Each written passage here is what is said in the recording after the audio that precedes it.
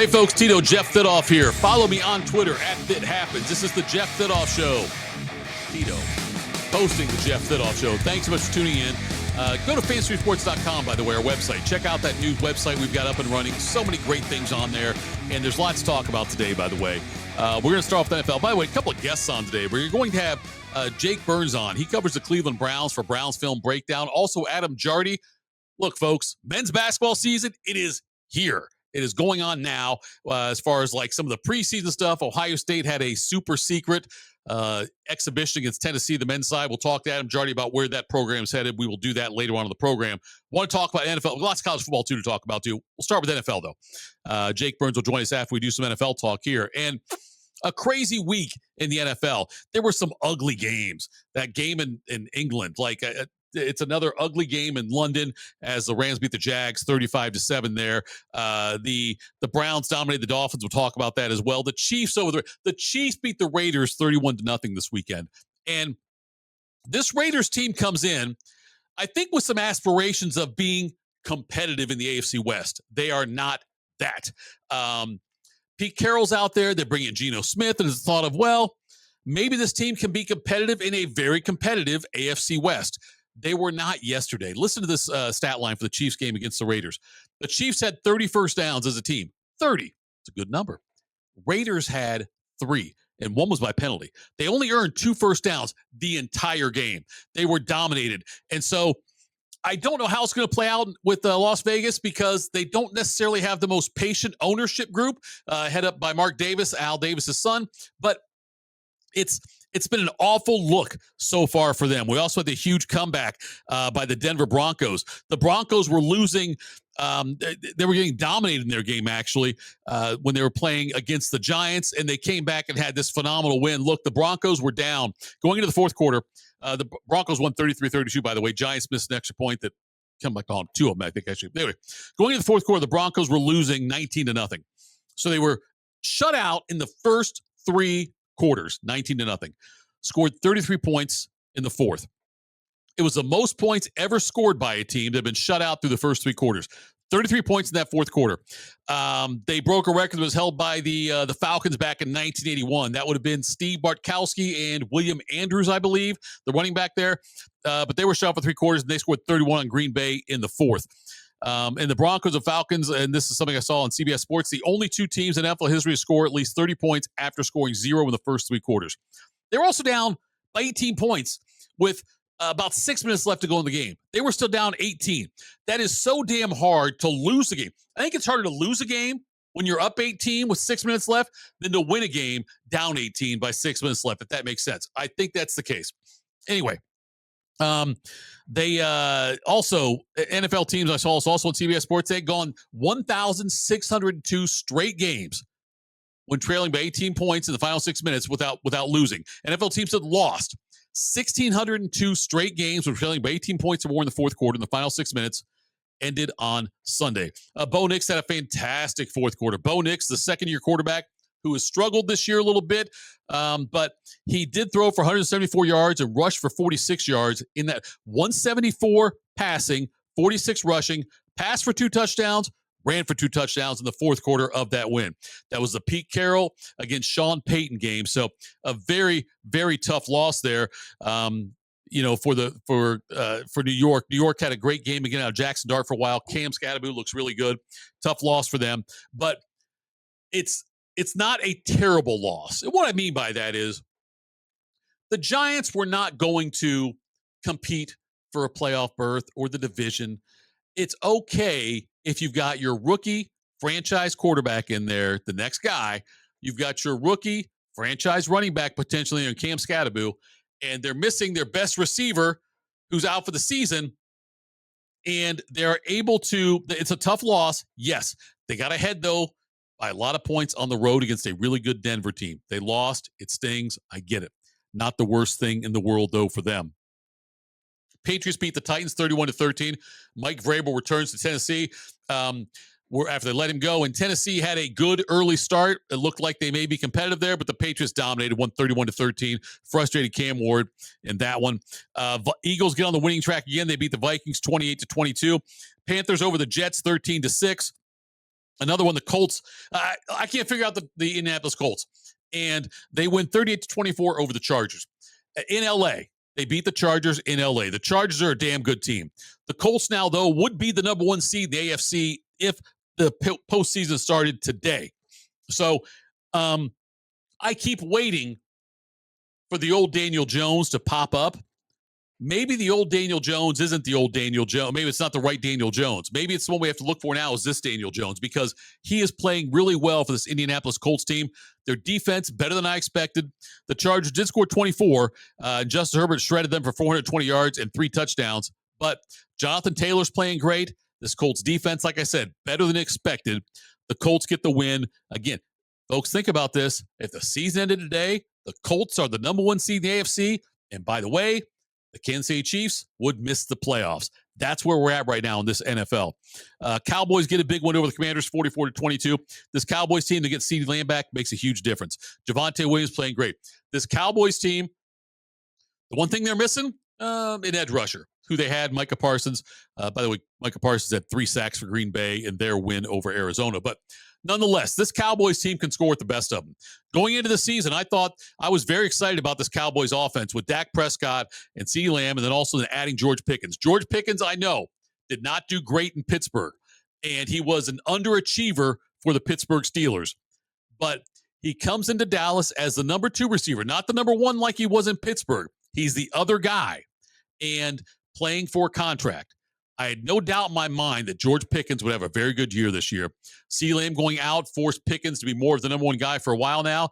But you've got Lamb, you've got Pickens, and you've got Jake Ferguson, an underrated tight end that Dak loves throwing to. That's a big deal. Javonte Williams also playing very well for this Cowboys team. Rushed for 116 yards and a touchdown. Packers over the Cardinals. I mentioned that one, 27-23. No Kyler Murray again. And the Cardinals offense looks pretty good. I mean, they scored 23 points. Jacoby Brissett looks nice. I'm not sure what's going to happen. If I were the Cardinals, I would slow play bringing Kyler Murray back. I think they're a better team right now with Jacoby Brissett back there. He also hooked up with Trey McBride through 10 passes to him that he caught for 74 yards and 2 touchdowns. Then the Sunday night game, Falcons and 49ers.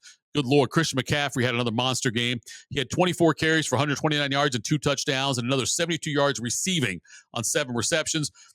Big win for the 49ers over the Falcons. There was a lot of talk about the Falcons and where they were at. And, how good are the Falcons after their win last week? But now this week, they kind of got brought back down to earth. They couldn't run the ball very well. Bijan Robinson led the way with 14 carries for 40 yards, averaged under 3 yards a carry there.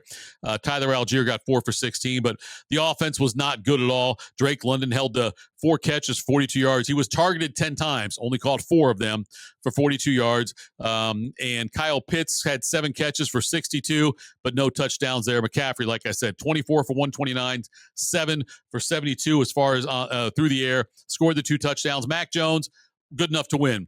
Didn't do anything great. 17 out of 26 for 152, no touchdowns, and 1 interception. I want to talk now about this Browns game. And Cleveland in this game against Miami, they were favored the first time this season. The Browns were favored. And they came out and dominated Miami. Miami looks like a team that doesn't even want to be out there. And I'm not sure their coach wants to be out there either. It's interesting to see when you watch Mike McDaniel's post-game stuff, watch stuff last week after the Tua talk about guys not showing up to player-only meetings or being late or whatever that was. And at times, things just run their course. And I think Mike McDaniel's course, his time is done. I think the Dolphins would do McDaniel a favor if they fired him because he doesn't seem to want to be there. The team's not going to get better this year.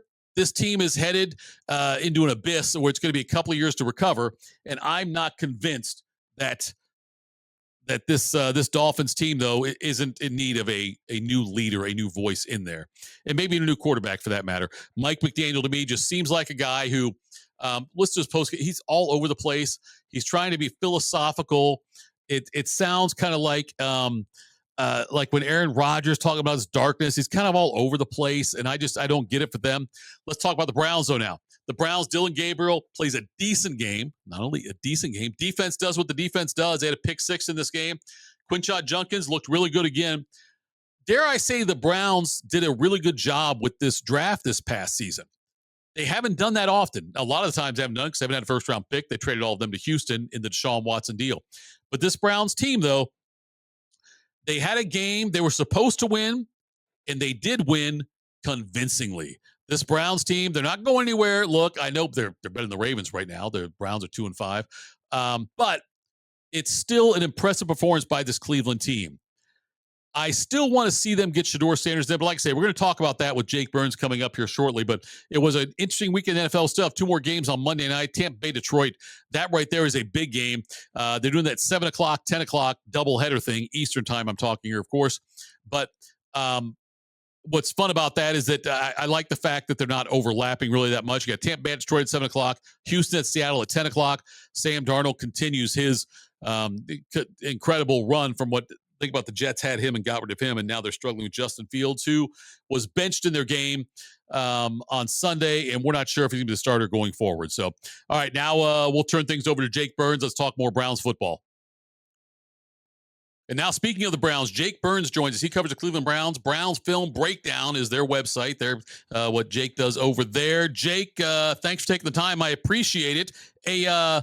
A big win for the Browns. First time favored this season. Rolled Miami in that one. Were you surprised? I'm not necessarily surprised the Browns won. Are you surprised with the way the Browns won? No, I wouldn't even say I'm surprised with how they won. I think the thing that caught me by surprise is how packed in Miami is. It is certainly a team that did not have a desire to be there. Bunch of mental mistakes, a bunch of effort issues. It's kind of surprising as we sit here recording on a Monday morning that they have not let go of McDaniel yet. I'm not saying it's all on him, but there's certainly a cultural issue going on there that felt like Miami was ready to give that game away from the very beginning of the game. I mean, the first few possessions for the Browns offensively, the only reason they were able to keep the football moving was because of illegal contacts and a couple roughing the passer calls and just sloppy stuff that was pretty gross. But no, I mean, from the perspective of like the way the score ended up, obviously Miami handing the football over in the second half quite generously helped. But I thought that game was a game you probably won like 17-3, 17-6, something like that. And then, you get the benefit of a couple turnovers, one return for a touchdown, one return down to like the 3-yard line. That's how you get a couple extra scores on the board. And that's where the gamblers make all their money, kind of forecasting some of that stuff. But yeah, it was a game the Browns had to win ugly. And it really turned into throughout the week, like looking at the film, these are two bad teams. Which one wants to have a win more than the other? And it's pretty clear the Browns still have a desire to win football games, even if the product hasn't been great. Whereas Miami is completely turned into a situation where the only rectifying department that can happen there is if you probably let go of the head coach and start to move off some of those short-term deals that they can try to reset the culture there. I honestly, it feels like an even more dire version of what the Browns were last year, which is just a team that's not able to compete because whatever the most important position, their quarterback position, with Tua's comments last week and like you got McDaniel coming out after the game saying, if you're not actively trying to help the team win, we're going to have to look at other. It is really gross what's going on there. So I would say less an indictment that the Browns are figuring something out and more of like Miami's a train wreck right now. When was the last time? And I'm like, when was the last time you remember a game where, hey, the Browns are supposed to win this, and then they did so convincingly? It seems like it's been a while. I would say the 23 season had a few of those. Like the Cardinals came in with Clayton Tune starting, and you're like, they'll win this one pretty handily. Sure. Yeah, the 23 season featured more of those. As we know, they only won 3 last year, and if I recall, I don't think any of the 3 of those were very easy wins. So, yeah, I think that 23 season, they went out to Houston and they faced Case Keenum. If I recall, CJ in his rookie year, Stroud out there was hurt. So they went out there and hung a bunch of points on the Texans team that was kind of like coasting toward the finish line of a division title with a bunch of non-competitive teams. But it's not, when we're sitting here like, well, I think it was this, but yeah, it's not a very common occurrence for this franchise of late, but there are a few select ones. And I think they definitely needed that outcome and the ease of which a victory arrived yesterday, because they got a tough one coming up this weekend. You think the Browns are happy with Dylan Gabriel's performance so far? I don't know about happy. I don't know that there's, let me phrase it this way. I think when you take a guy in the 3rd round, any quarterback, you need them to be a byproduct of the quarterback, of the head coach in town around them. Like if you're expecting a 3rd round rookie, or if it gets to Shador at some point, a 5th round rookie, to come in and set the world on fire and prop your offense up and carry them on drives and make a bunch of big throws on 3rd and pass situations, that's a you problem. That's a bad expectation. I think these guys, when they come in the league and they're in the 3rd and 5th and 6th and 7th, are deficient quarterbacks who have a problem.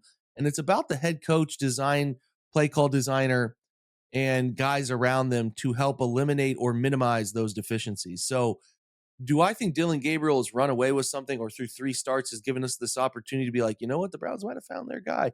That is not the case. It's not at all. But also, I think this should have been the expectation. And it should be the same expectation if Shador gets an opportunity too, which are, you look at the success stories of 3rd and 5th and 7th type quarterbacks over the years, and that's kind of like a Russell Wilson, Dak Prescott, and he gets into the Brock Purdy territory. Those were teams that were built to be run efficiently, a bunch of talent around the quarterback position and on the other side of the football. And I think we can all agree the Browns offense is not built to prop up a quarterback right now. It's not producing that way from a schematic standpoint. And obviously the process and production of players around them have not been very good. So it's a tough situation for a young man to be playing in. I think that they did him no fit. I don't want to be too hyperbolic, but I think it's one of the worst coaching jobs Kevin's ever done last week when they had him dropping back 58 times in Pittsburgh, only 5 of which included play action to help him.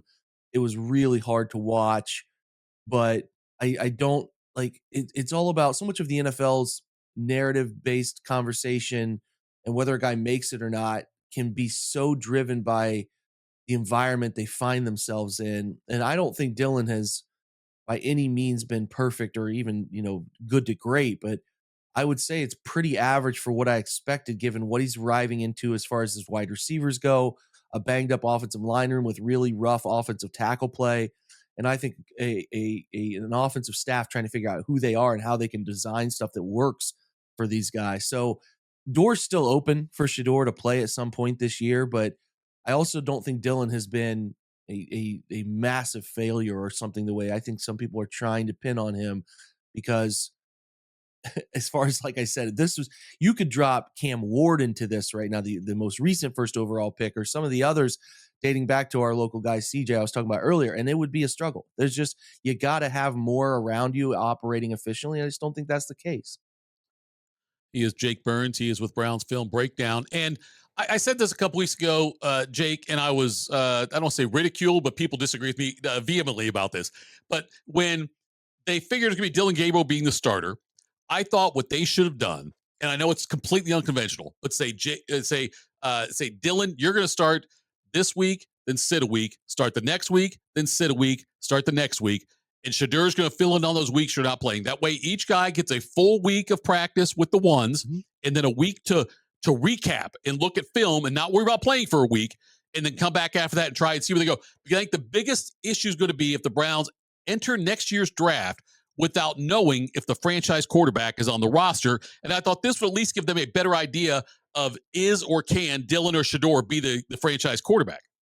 I would think that, like, I understand obviously what you're saying. I think the unconventional nature of some of this stuff is not the wrong way to look at it, because it is such a weird situation to arrive in. The closest thing that dates to this is going back and looking at the 49ers when they had Brock step in late in that season. But they had selected, if you recall, made a big trade a couple seasons before for Trey Lance, and that obviously didn't pan out. But the difference is that when Brock was selected the year after Trey, they didn't have future ones looming. They had traded those ones away. So there wasn't the threat of them taking a top of the line quarterback the following season or two. This is different in that the Browns are like right at the top of this thing, or could pair their 2 first round picks to move up to number 1 or something of the sort there. But like, I just think that it will have taken some heroic stuff to stop them from taking a quarterback. They would need to win like 5 of their last 7 games, and Shador or Dylan starting would need to be a driving part of that success. I think Brock had like 12 touchdowns and 4 interceptions in that last 6 games he started in that season, 22, I believe. So, I mean, to me personally, I understand this sentiment about both of those quarterbacks. I just think that the viewing lens for both of those guys between these coaches is like, hey, we'll get both of them a chance. We'll give the guy who earns the chance first the chance to do it. If he's really good, obviously we'll keep going with him. But we'll probably end up, by virtue of I don't know, probability here, have both of them starting at some point, and we'll evaluate them to an extent, and we'll give them the best opportunity we can to win. But there's probably nothing stopping them taking a guy next year. And both of those young quarterbacks are on rookie deals. They'll probably both be here and have a chance, at least through the summer before they trade one of them away, maybe, to fight for that job too. So I think with Shador, I just don't know that there's still a trust yet that he can operate everything the offense is seeking to do, the stuff behind closed doors, processing it in film, being up on the board with your quarterback coach, Musgrave, and being like, hey, here's option A to B to C. If they heat us up from the right side, here's what the line slide needs to look like. Hey, if they bring two off this side, here's my hot answer. Nobody's more desperate for a quarterback to be great than the Cleveland Browns. And I don't think the popular narrative is like they're doing a disservice to Shador. I couldn't feel like that's further from the truth. I actually think they're doing him a big benefit by allowing him to come on at his own pace and not forcing him to play. And I do think organically those opportunities will happen after the bye week. They go to New England this weekend. I think it happens after the bye week at some point. I don't think Dylan's going to have some heroic games that keep him in the forefront of this thing. I think there's going to be an opportunity when they feel Shador is ready. But yeah, I just I don't know, like nothing stops me from wanting. If you love Mendoza, if you love Ty Simpson, if you love Dante Moore, it's really challenging not to just take those guys if they're there next year. And that's interesting too. Yeah, they got the New England that bye week, then they get the Jets, which they've got to be, whoever the quarterback is for the Browns playing that week's got to be salivating at the chance of playing the New York Jets. Yeah. They also have games at Las Vegas coming up. They get Tennessee at home. That's another one. They still get to play at Cincinnati at the end, but there are some winnable games in there for this Browns team. And as I look at their schedule, there's only a couple more games. Like I would think I'd feel confident against the Jets. I would feel confident against Tennessee, confident at Las Vegas as well. But the Browns are in an interesting situation right now, Jake, because they may have their future starting quarterback on a third-round rookie deal. They do have their number one running back on a rookie deal, which is significant as well. That gives them a lot of flexibility cap-wise. Mm-hmm. So, God, if they can figure out if Dylan or Shador is the guy, it would be huge for this team for the next few years. Oh, no, there's no doubt. I mean, there's also the looming Deshaun Watson cap hits that they haven't even hit the two hardest of those to come. So every bit of penny saved is earned around here right now. I mean, obviously Jimmy does some really nice things to allow the Browns to go above the cap's threshold and pay things out in void years. That's a whole different conversation, but he's not afraid to spend above the cap every year in the creative ways you can get in the NFL, where some owners we know just like kind of right down I-71 are not willing to do that sort of thing. Right. So that is a benefit of getting out of a murky situation that some owners don't allow. And the cap continues to rise every year. So what Deshaun Watson's cap hit would be this year, percentage wise, would obviously not be the same percentage wise if it goes up by 80 million next year. Right. So he might be 22% of the cap hit this year. He might be 14% next year. So long story short, they do have to eat that at some point. Going to hit, but every little penny saved, whether that's Harold Fannin becomes the feature point of your tight end room next year, whether that's, you're able to cut costs in the location of, like you said, if Dylan or Shador show you enough to feel confident in them going forward, or at least not force the selection, right? Maybe you're not in love with Mendoza or Simpson or Moore, and you're like, but we got to take one because we have no other. Well, we kind of feel like we can navigate 2026 with these two guys and figure it out again in 27. There's some wiggle room to do that. And that's important. That's important. And I do think that's the reason that you bite the bullet and you ultimately trade away Joe Flacco, because what's more important, Joe Flacco maybe spontaneously winning you a game or two here or there, or getting in a defined answer on the two young guys by the end of the year. And I think they told you that answer with their choice to do that.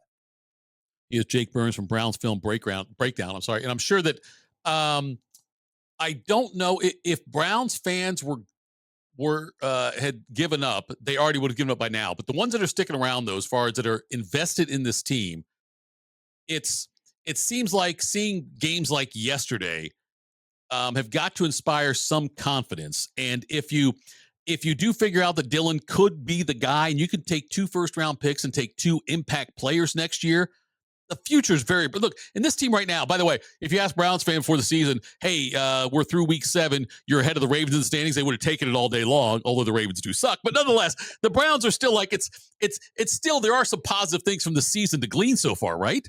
Yeah, the rookie class is really good. You talked about Q. He's having a phenomenal year. Yeah. I don't know what's going on in New England with Travion, because I liked both of them. I liked Q more as far as a every down back, feature back, where I don't, Travion's been buried in New England, and we'll dig into that this week, but that's turned into a really productive like one of the better ones, period. And there were multiple guys taken in the first round, as we know.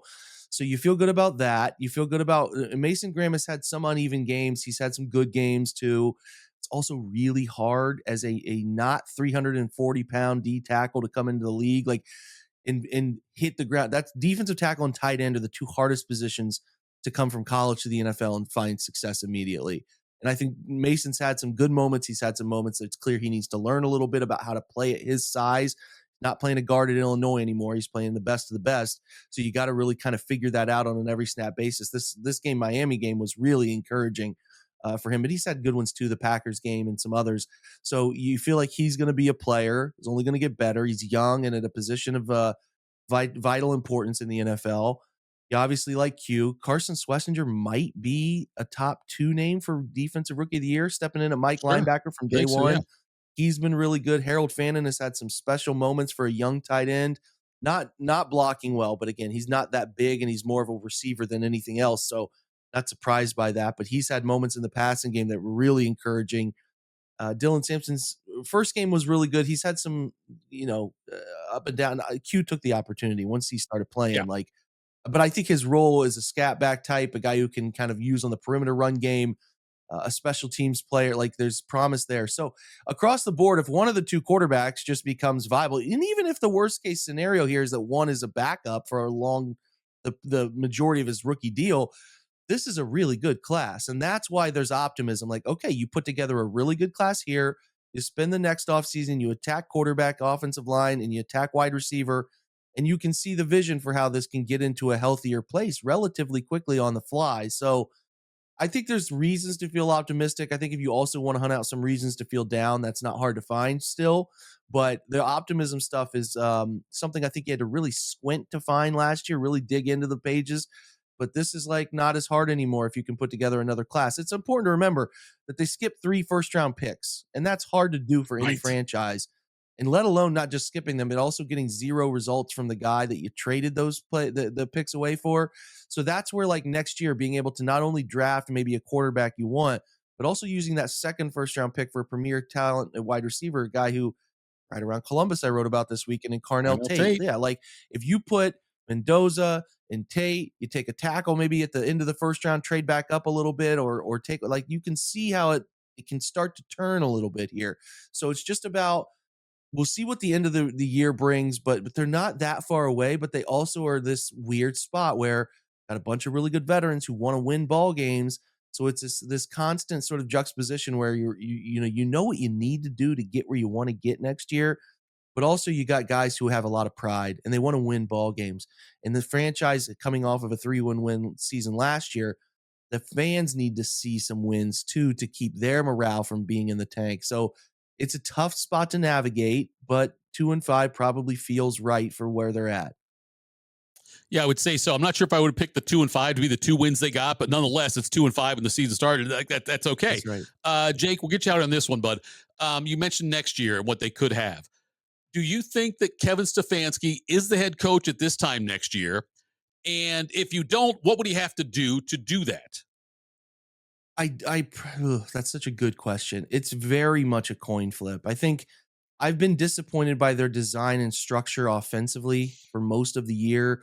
You're talking about 3 years now where they're the worst offense EPA, and you can go back and pinpoint, like, oh, they lost Nick Chubb in 22, or 23, and then they had a bunch of different quarterbacks, PJ Walker starting because of injuries, and like Right. It's not hard to understand why they've been that way, but also you just can't you're the offensive mind that's supposed to guide them through some of these things by creativity, by structure, process, and movement.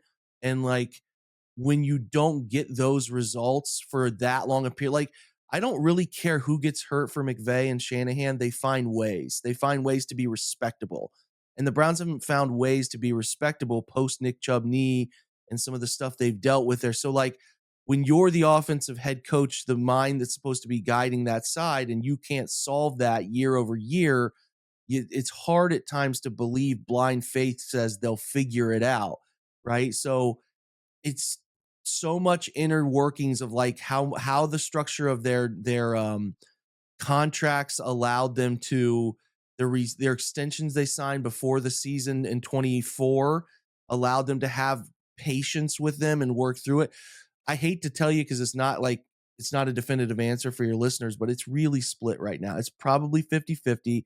Playing competent football the rest of the way doesn't mean you have to win a ton, but competent football the rest of the way is probably that. And for me personally, I'd really like to see a more keen understanding of how we use deception, motion, and manipulation of defensive read keys to create easier opportunities for the entire offense. That's the big thing I've been writing about for the last 3 weeks. It feels like of just predictability and struggles in that department. So that's probably it. An offense that looks a little bit more adept at figuring out how to confuse defenses.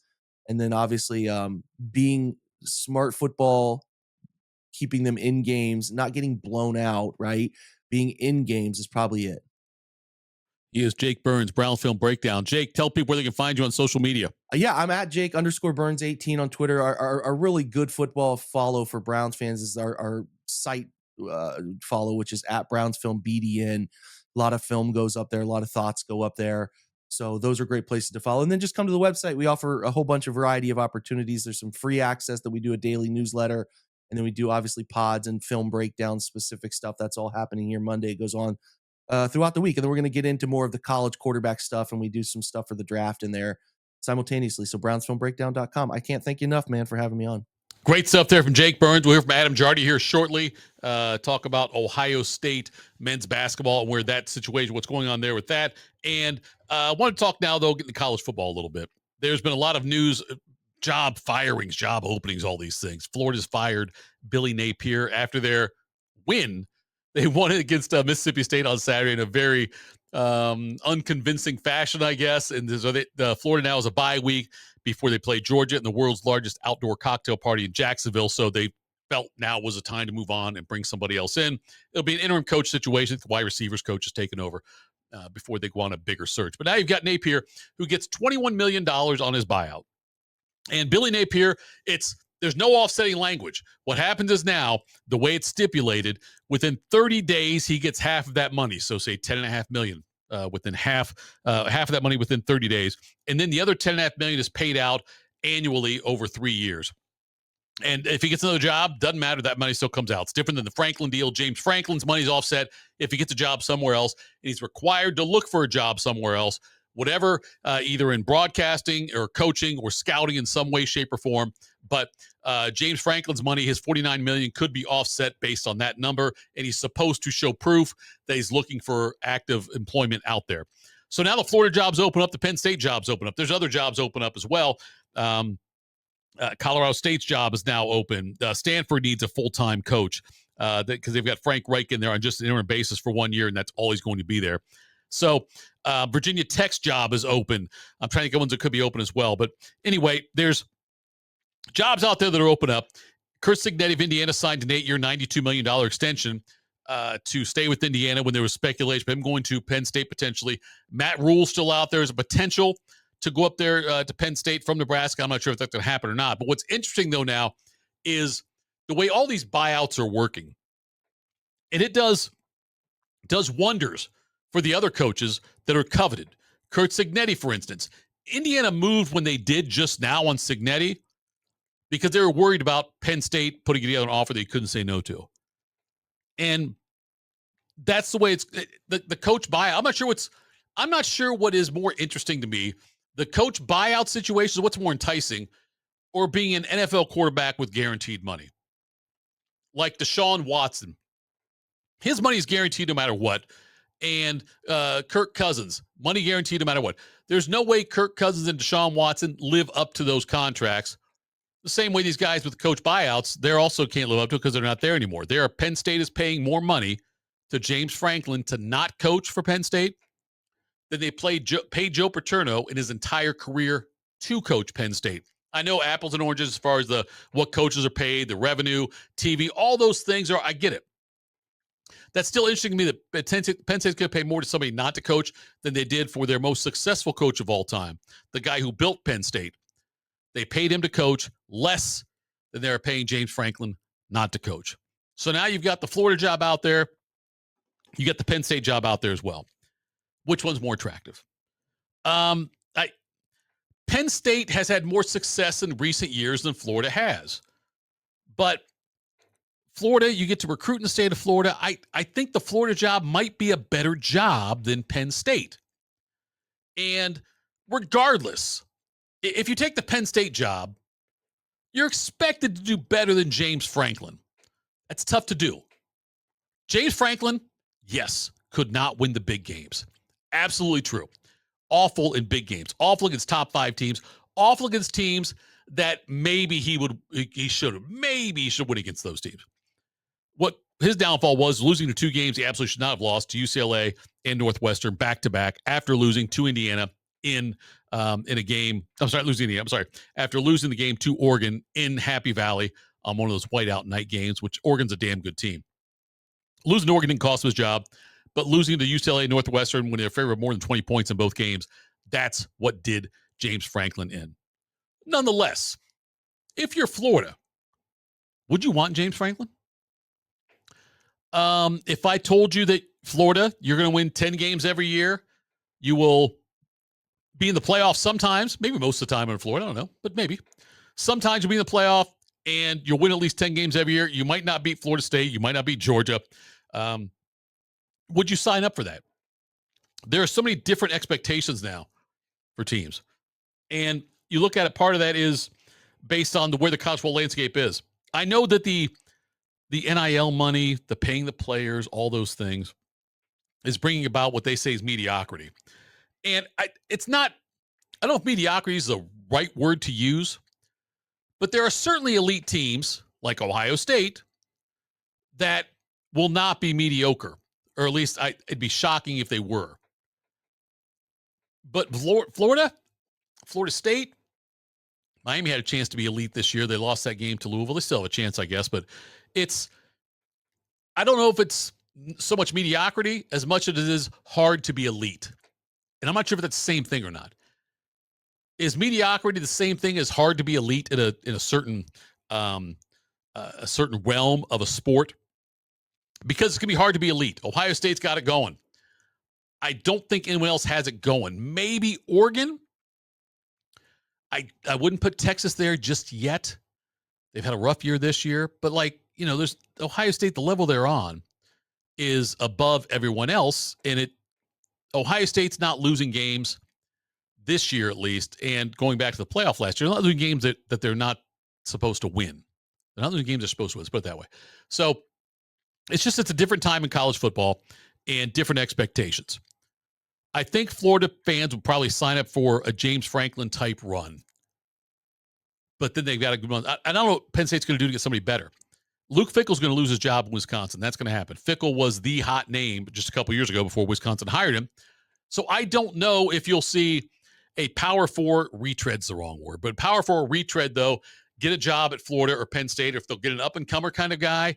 There's guys out there down there at South Florida, that could end up being the next Florida coach, but I don't know where they're going to find what the patience will be in this. There's so much money being paid in buyouts right now.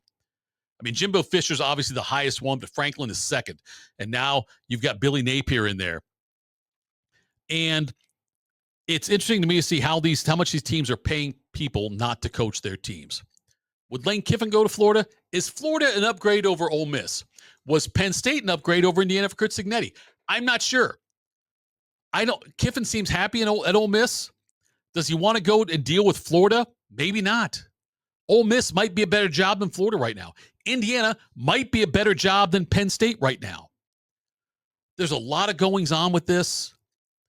I think Fickell's done in Wisconsin. I owe him a lot of money as well as a buyout type situation. But I don't know if teams will, if universities will start to be different about how they negotiate with these new head coaches regarding their buyouts and whatnot.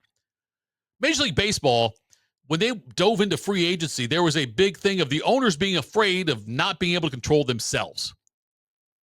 Now, granted, there were some teams that weren't going to spend the money just because they couldn't. Their owners didn't have the deep pockets, but they were worried about, without a salary cap, of teams going hog wild in free agency and not being able to protect themselves from themselves. That's the same thing on college football right now with head coaches.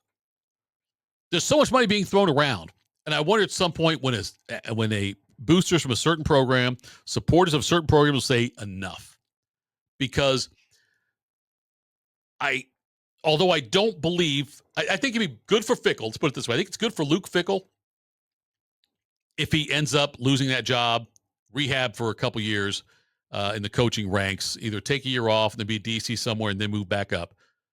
But I'm not convinced it's best for Wisconsin, just because I don't know if they'll get somebody better than Luke Fickell, and they're still paying Luke Fickell. Florida's paying 3 head coaches again now. They're going to pay 3 head coaches when they hire a new one, but they did it before a few years back when they hired Dan Mullen. They were paying 3 head coaches back then too for a while. Paying 3 head coaches and not getting results is not the way to go. Interesting landscape in college football. I want to transition now to, and by the way, lots of stuff going on this week. It's a crappy schedule in the Big Ten, by the way, this week. Ohio State is off this week for taking on Penn State on November 1st. No game time announced for that as I'm recording this. But the Big Ten, look, Ohio State and Indiana and Oregon will all be in the playoff. I got to believe that 4th team could be Illinois, could be USC, could be Michigan, I guess. Other than that, though, I don't see any other movement there as far as the CFP goes for the Big Ten. I do think Oregon, who racked up 750 total yards in their win over Rutgers, unbelievable number for them. Not the school record, though, but 750 yards, though, against Rutgers in their big win. They were up, I think it was 49-3 at the half or something like that, some crazy number. But then they won, I think it was 56-10, I believe was the score. But nonetheless, those 3 teams will be in. All right, now I want to talk college basketball. And Ohio State's got a huge season coming up. It's year 2.0 plus, I guess, because Jake Debo finished that 1 year. And then last year they had their season where they had a chance to make the NCAA tournament right until the end before they faltered at the end.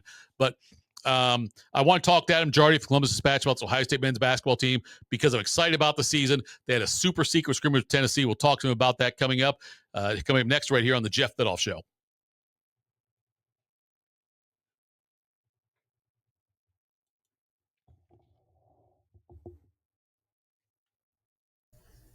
Folks, welcome back to the Jeff Thitoff Show. I'm Tito. I am now proudly, gladly joined by Adam Jardy. He covers the Ohio State men's basketball team for Columbus Dispatch.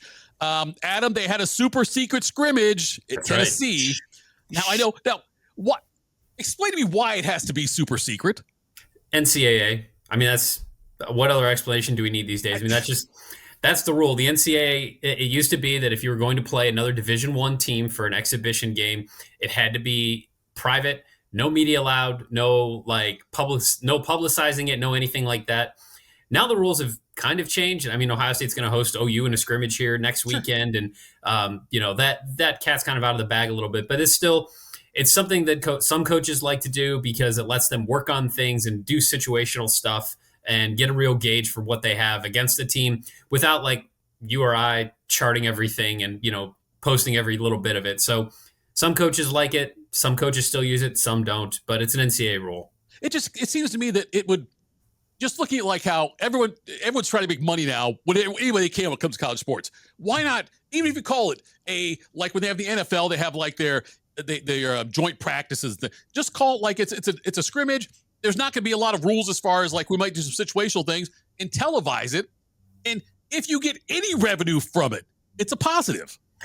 Sure. Yeah. And that certainly makes sense. It's probably worth pointing out that when they started allowing these Division I scrimmages to be public and allowing people in there was a charity component to it. There's no longer a charity component necessary. So like Ohio State playing OU here later this month, like Ohio State will make money off of that. That won't be a charity thing. So they have at least loosened the purse strings on that a little bit. But hey, I'm with you. Like Ohio State's playing Tennessee. Let me be there. I want to see it. Yeah, watch it. Let's see what we got here. It doesn't matter. And by the way, if Ohio State looks great or Ohio State looks terrible, it doesn't matter. Like, as far like in the grand scheme of things, because you look at when they want to play in March, how they're going to be then versus now. But just I don't know, it'd be a fun thing to check out, I think, and have it available on demand or something for people on BTN. I got to believe there'd be a number of fans that want to see that. I agree. Count me in that group. Right. Yeah. So, okay. So let's see. No media, no allowed to keep stats, none of that. You still know something that went on, right? Like, could you tell me something you heard about what went on in that scrimmage? Yeah, there was a lot of pace, which is not something you would necessarily expect for Ohio State Tennessee basketball game. But I've heard that there was a high degree of tempo in that game, maybe more than we would expect. Heard that there was certainly an element of physicality and toughness to it. Ohio State and Tennessee both played each other really close. It ultimately, however you want to add up the scores after they played like 2 20-minute periods, a 10-minute period, some situational stuff. It came out, I think Tennessee won by, or not I think, but I was told Tennessee came out on top by like a possession. So it was really close, really down to the wire, really competitive. And Ohio State's offense looked pretty good. Like I think probably my biggest takeaway from what I've heard is that, Tennessee has been a top 5 defense the last 5 years running. They're projected to be 3rd this year at Ken Pom to start the season.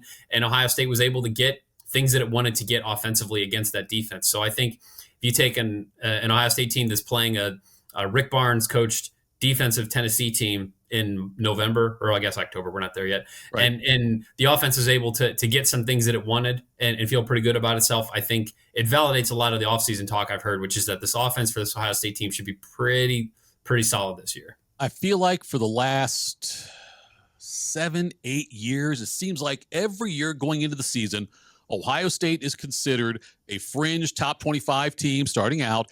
And every time I look at that damn Joe Lunardi's bracketology before the season, Ohio State's like a 4, 5, 6, 7, 8, 9 seed somewhere in there.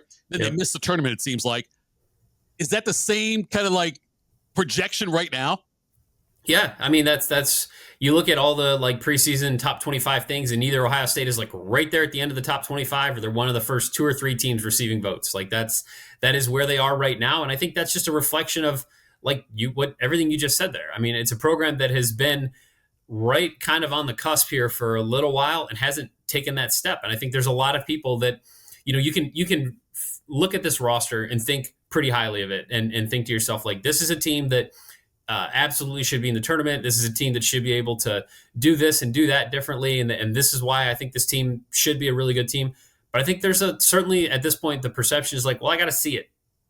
And I think until Ohio State puts it together and lives up to all that offseason talk and those expectations and makes the tournament and is a top, whatever Big Ten team, until we see it, I think there's certainly a fair amount of skepticism is warranted, because it's just, I feel like we've had the same preseason conversation several years several years running now, and they need to get out there and prove it. It seems to me like last year, Jake, by the way, Adam Jardy joins us here for Columbus Dispatch, coach Ohio State men's basketball. Last year, Ohio State took a certain approach into the transfer portal. They got some guys who were, supposed to be great stars. They didn't get an opportunity at their old school, and they brought in Omichi came in also. Omichi John came in as well, And Ahmad Bradshaw, I still think he's looking for another rebound. But like Bradshaw didn't pan out, and overall the transfer portal did not bear fruit for Ohio State basketball. And it seems like this year it's almost a completely different philosophy and a change in how they approached it. Is that accurate? Yeah. They got guys this year that they think fit much better, and they have guys that have proven that they can contribute at the collegiate level, at the high major or at least the mid-major level. You're not talking about bringing in some 5-star guys who were whatever recruits that, played at Blue Bloods and didn't get much playing time as freshmen. Like, Brandon Knoll is in his 6th year of college basketball. He's going to be one of the oldest people in college basketball. And he has scored and rebounded at a consistently high level, and he brings a Big Ten body to Ohio State. That's not like an addition that's going to land you on a bunch of offseason who won the transfer portal lists, but it's a player that they believe fits the system and will produce for them at a pretty high level, gives them more size down low. And then a guy like Christoph Tilley, they're the 2 primary transfers that I think we're all kind of focused on. But like Christoph Tilley is a big man, unlike what Ohio State's had in, I don't know the last time they've had a guy like him, to be honest. And you're talking, 7-foot plus guy who can distribute the ball and can shoot and spread the floor. And, they're going to run offense through him. And when teams try to double Bruce Thornton on a ball screen and Christoph Tilly rolls on, takes a short roll, they're going to be able to hit him with a pass. He's going to be able to catch it, square up, face the defense, make a play, find somebody. Like, they couldn't do those things last year. Aaron Bradshaw couldn't do that. So I think you have guys that fit your system better and that have much more of a track record that I think gives you confidence that they should make a significantly more impactful impact than the guys they had last year. So when you look at also another transfer coming in, the kid from Indiana, or actually he's from Ohio, but comes over from Indiana, Gabe Cupps. And I'm curious, he obviously, he was a storied high school career, did great in high school here in the state of Ohio, and didn't really do much at Indiana. What kind of a role is he going to play? How important is he? How much, does Diebler like him? Yeah, Diebler loves him. And I think that the Cupps family and the Diebler family are kind of wired similarly. I mean, they're just like, they're going to fight you tooth and nail up and down the court all day long. Like, they bring that level of like intensity and all those things that, that I think Jake Diebler really values in his team. Gabe is really interesting to me because you can look at, he didn't produce a ton in his 2 years at Indiana. His first year, he wasn't expected to play much at all. And then they had injuries. He got thrust into a situation. Like, this is a guy that started 20 plus games in the Big Ten as a freshman at Indiana. And that's like significant high level experience right there. And he would have built on that last year, I believe, but he got hurt. I mean, he had a knee injury and he ended up taking a medical red shirt. So you're talking about a guy that has played at the Big Ten level. And really, when he played, was probably thrown in earlier than he should have and was in maybe a little over his head because that wasn't the expected role for him as a freshman. Like, you don't expect a freshman point guard at Indiana who is not a 5-star, one and done player to be the starting point guard. Like, that's just not what happens at Indiana, but that's what happened to Gabe Cupps. And I think when you have that kind of experience, I think it sets you up to be in a pretty good spot in your career moving forward, especially when you feel like you got something to prove coming off of an injury year and staying in the conference, playing at a school that, he essentially picked Indiana over Ohio State. So kind of a fresh start for him and a guy that I think he'll play a lot. I mean, he'll be in that backcourt rotation. I don't know that they can play him a whole lot with Bruce Thornton and John Mobley because you're talking 6'1", 6'2", 6'2". Like that, I think you're too small to play that kind of lineup in the Big Ten. But I do think he's going to be in that. He's going to be in that mix. He's going to be in that backcourt. He's a guy they look at as a veteran that can help them. Just add some more depth back there. Adam Jardy of Columbus Dispatch joins us talking Ohio State men's basketball. Speaking of that backcourt, look, whenever people talk about the NCAA tournament and what it takes to make a deep NCAA tournament run, a lot of the times an experienced backcourt or at least like a senior stud in the backcourt. I go back to like Khalid Al-Amin with Connecticut and things like that. You look at guys who have that leadership in that kind of a resume going into the season.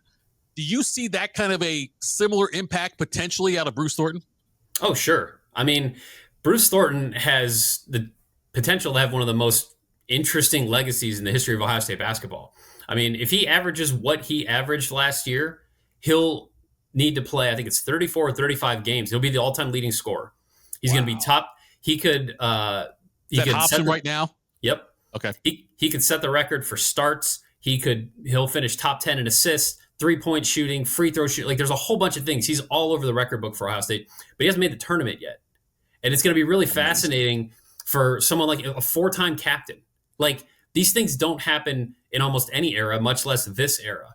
And so I think, yeah, he's the kind of guy that with this roster, you would think he was the number one priority for them to retain when it came to building the roster. Everything that this team does is going to be predicated on him. He has full control of the keys. He's got all the things. He's the kind of guy you want. It's just surprising that he hasn't gotten there yet. And I think that's the big, like, open-ended question for this year. Can this team get Bruce Thornton to the tournament, and can Bruce Thornton get this team to the tournament? Because that's the only unanswered thing in his career. I don't know how privy you were to the conversations, how much you know about this, but I got to believe that Thornton was pursued by a lot of teams that tried to either illegally or legally reach out to him to see about bringing in a guy like that for their team if they're like a piece away and they think they need some leadership. I mean, he was pretty highly coveted, I guess. Oh, yeah. Yeah, I mean, he was the number of schools that reached out to him the day that Chris Holtmann got fired was significant, and that didn't change. I mean, like you said, like, you could go around the country, any team in America would take a Bruce Thornton. Sure. And would probably pay out the nose to take a Bruce Thornton. So he's spoken a lot about loyalty. That's a real thing to him. Like he wasn't a kid that like jumped around from different AAU teams, and he wasn't a kid that like went from his high school to a prep school to another prep school. Like he's been consistent like all throughout his life. Like he values loyalty, he values all that stuff, and that's been very real to him. So that, he didn't stay at Ohio State to like not get paid. Like he's obviously going to make very good money this year. I'm sure comparable to what he could have made at other places. But yeah, he turned down significant interest, whether it was on the table or not, to go all kinds of other places because he wanted to stay at Ohio State. Financially, and I know you can't have all the answers to this, but like, is Ohio State, are they putting significant money into the program to maintain and to get new players and things like that? I mean, I know they'll never be, they won't be a basketball school, I can't believe, like consistently ever again, but like, are they putting the resources into it to at least improve? Well, that's an interesting question because things are changing right now. I think like from an NIL standpoint, these last couple of years where it's just been, you can raise however much money you can raise, and then your collectives can pay the players. And then, if you need X amount for this player, we'll go raise that money and you can get it to them. Like, so that's theoretically not how it works anymore. Now payments are made in-house. And if you're going to, get an NIL deal approved at over $600, it has to be approved by this clearinghouse. And, I don't know that anybody really knows like financially, like how much you need to build a roster or what it's going to look like next year, because I can tell you that Ohio State will not be working with nearly the same amount of money that it worked with this past year. I mean, you're talking about splitting up, roughly $20 million across the athletic department. And Ross Bjork said there's 4 programs that are going to receive revenue sharing payments. Men's basketball is one of them, but like football is going to get 75%, 80%. I mean, it's significant. So can Ohio State men's basketball make do with what it has left over in revenue sharing compared to like, I don't know, how much is Purdue going to put into basketball versus football? Right. How much, I don't know, how much is Maryland going to put into basketball versus football? Like there's some really interesting conversations through the Big Ten, and certainly you get out of the Big Ten. Like how much is Xavier or Dayton going to be able to put towards its men's basketball programs? Because that's the dominant sport. Like how much are Big East schools going to be able to put?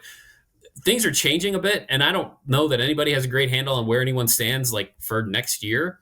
But I do think there's certainly like a little bit of cause for like maybe some reflection on Ohio State's side and just saying like, how do we really stack up and how do we match these other schools, these other programs, if they're going to get significantly more in revenue sharing than we are? That's just the reality of being men's basketball at Ohio State. Let's get back onto the court and talk about John Mobley. And I know that he can obviously shoot the basketball very, very well. And he's a dynamic scorer. How has he gotten better? What's he worked on in the offseason? I think he's going to be one of the more interesting guys in the Big Ten because I feel like so much of what he did last year kind of went under the radar a little bit because Ohio State didn't win quite enough, and he did tail off a little bit at the end of the season. But like think about all the guys we've seen take that freshman to sophomore jump and like what that looks like. I mean, this is a guy that now knows physically what it's going to take to play a full season in the Big Ten. He comes in as a starter from day one. He doesn't get elevated to that role midway through the season. And he's taken that on like his shoulders a bit. Like he's really worked. He's always been a hard worker. He's always put in the time in the gym and the conditioning and things like that. But my understanding, it was even more so this summer. He knows that he needs to be physically ready to handle that. And he believes that he is. And the staff believes that he is. He's going to handle the ball more. He's going to do more off the ball. He's certainly going to shoot the ball at a high level. But they also believe that he's going to be a better defender, that he's put on some weight and some muscle to where teams aren't going to be able to, take him out of a play, and teams aren't going to be able to bump him off his spots nearly as easily as they could have last year. So, I mean, when you think about like a breakout guy in the Big Ten, I mean, he averaged 13 a game last year and shot 38% from three, but like he could be a guy that by midseason people are going, man, where did this come from? Because I think he's going to have enough opportunities in this offense to really put up some gaudy numbers, and I think he's ready for that. Devin Royal and Amari Bynum, what kind of like Devin Royal, tell me where you think he's at now, where he's improved, and what kind of role do you think Bynum's going to play this year? Yeah, Devin's he's the other guy that we're going to, he finished second on the team in scoring, led the team in rebounding last season, and there's so much more still to his game that they're banking on this year. I mean, he's moving to the wing. He's going to play more of the 3 than the 4. They think that gives them significantly more size because you start thinking about Mobley and Thornton at the 2 and the 1, and then Brandon Knoll and Christoph Tilley down low, or Amari Bynum down low, and having a Devin Royal at 6'6", 6'7", whatever he is on the wing, like gives them a significantly bigger lineup than what we've seen from Ohio State the last couple of years. So they think that's going to help from a rebounding standpoint. They think his athleticism is going to give opponents issues. He's really shot the ball well. I've been impressed every time I've seen him this summer, just how far his jumper has come. And so I think that's going to be significant for his game. And I think there's a real chance that he's another guy that, we're talking about, oh, wow, how did Devin Royal shoot 35% from 3 this year and like take a big step? Like he's going to be significant in their plans, and really keeping Thornton, Royal, and Mobley. That was the top priority. And when you have 3 guys like that you can start every game going, okay, that's our big 3. We just need like 2 of them to be pretty good, and we're going to be in good shape. Like there's a lot to like about that trio. And then, you add in an Amari Bynum. Like every time I've seen this dude, like gravity doesn't hold him the same way that it holds other people. He is explosive. He is big. He's physical. He dunks the ball with reckless abandon. He is really fun to watch. I know he can shoot the ball. I haven't seen him do that quite as much during the summer, but I know they're going to expect him to do that, and he can do that. He's going to push Brandon Knoll to play. Like he's going to be, I don't think he starts the season as a starter, but he could be the starter at the 4 by the season's end, because I just think he's so young, powerful, athletic, all those things. Like I think there's real case for some significant upside there, where he's going to be growing into that role as the season goes on. And their success won't hinge on like, can they get 4 guys to make that growth? Like he can kind of come along at a different pace than what we've seen some of these other guys at Ohio State have to do as freshmen, where they're needed to give them 10 to 15 a night from opening night. Like it's not going to be like that for him. So I think his growth process will be a little bit different, and that should help him in the long run too. He is Adam Jardy. He is the guy you want to follow to get Ohio State men's basketball news and what's going on with them. Where can people find you on Twitter and your socials, my friend? Let's see, Twitter at Adam Jardy. Creative name there. Yeah, you can search for my name on Blue Sky. I'm on there too. On Instagram, hoops_and_scoops. TikTok is CD Adam Jardy. Or you can just go to dispatch.com. You can find my stuff there too. It's kind of all over the place. Check him out there. Adam, we'll have you on hopefully frequently this season, talk about Ohio State men's basketball. I'm excited about the season. It's right around the corner, my friend. Yeah, I can't wait. It's a great time of year, and I appreciate you having me on. Always great to talk to you. Thanks, Adam. We'll talk soon. Sounds good. Great stuff, Madam Jardy there. Thanks so much, Tim, for joining us from Columbus Dispatch. College basketball season, folks. It's here. I know it doesn't seem like it, but it is here.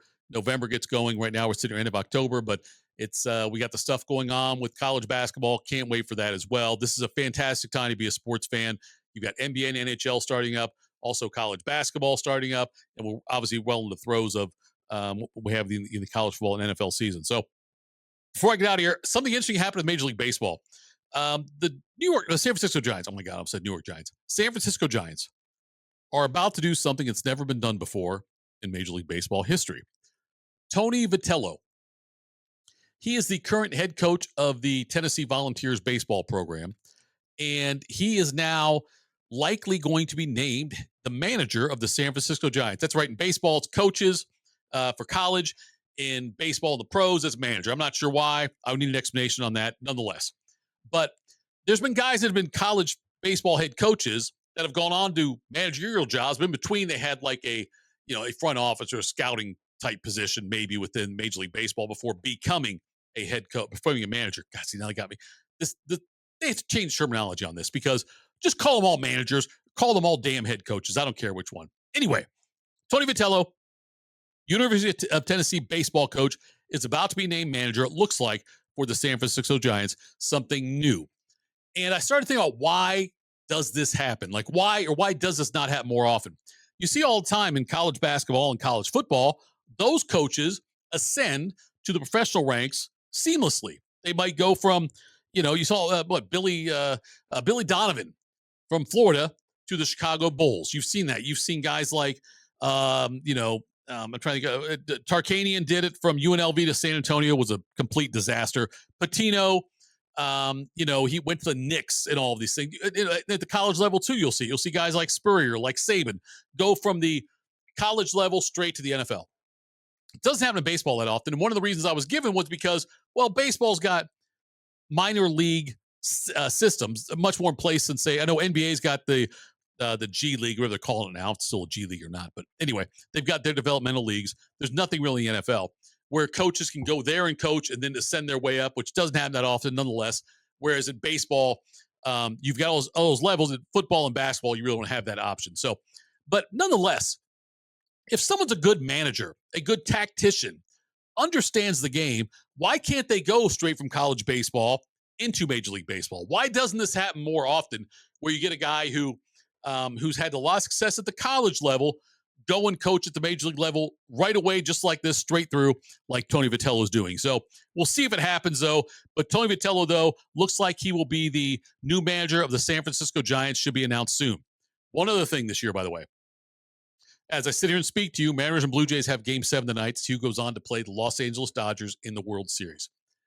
Never before in the same season has there been a repeat World Series winner and repeat college football champion, consensus college football champion. It's never happened before. This year, if the Dodgers win the World Series, and they'll be favored, and the Buckeyes win the National Football Championship, they're also favored for that. That'd be the first time in history we've had in the same season back-to-back winners for the World Series and also college football. So that's it, folks. Follow me on Twitter @ThatHappens. Thank you, my guest today. Lots of fun talking to these guys about Browns football, and with Jake Burns with Browns football, and also Adam Jardy about Ohio State men's basketball. Can't wait for that season to get started. I appreciate tuning in. FanStreetSports.com, the place to go. Round the clock, great programming all the time. Go check it out. We'll talk to you again soon.